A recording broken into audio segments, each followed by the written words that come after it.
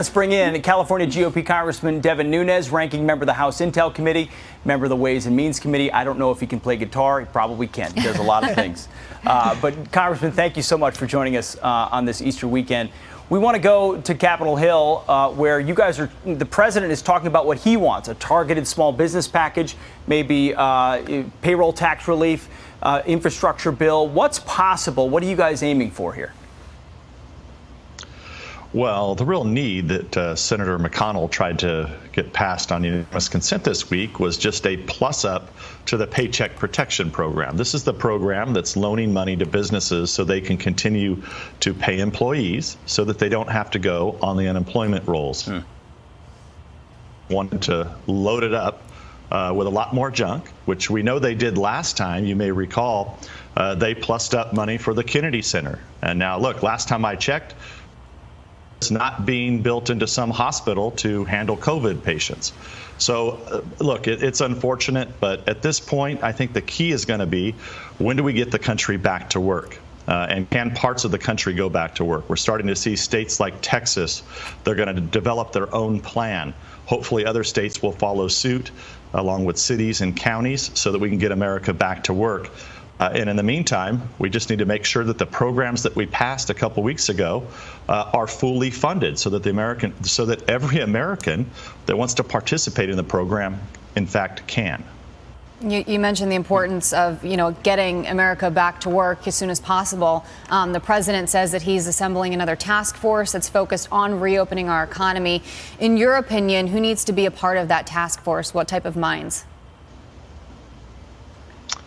Well, what I would say on this is that the best way we can handle this is closest to the people.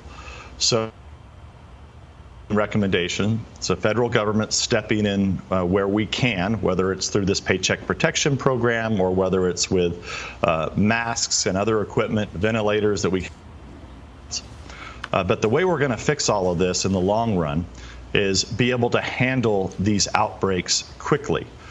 So one of the keys to that is going to be making sure that at the county level or the city level, depending on the size of your county or the size of the city that you live in, we need to make sure that there's a place that everybody knows that if you come up positive with the virus, that you can go to that facility if you need to be either one, tested, or two, if you have to spend some time in the hospital. What we do know about this now is that it's a very contagious virus, probably one of the, in modern history, probably one of the most contagious viruses. But at the same time, a lot of people don't have to go to the hospital, which is a good thing. So even though we're prepared for that now, in the long run, we're going to have to look at what are those plans at the local level. And look, Pete knows a lot about this.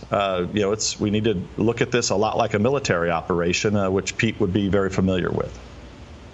Yeah, Congressman, let me jump in here for a second, though, because you talk about responding, and I want to take you a little bit to the World Health Organization, because it appears now that had they declared this a pandemic earlier, had they not been telling us that human-to-human transmission wasn't possible, according to Chinese scientists, that we could have responded quicker. Now there are calls for the head of the WHO to either resign or testify.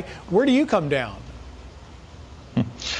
Well, look, all of these organizations, they're all do-good organizations. They all mean well. The problem is that they become very bloated and very political. I actually toured the World Health Organization many years ago, and quite frankly, I walked out of there saying, "My God, I hope we never have a pandemic, because I don't think these guys are going to be able to handle it."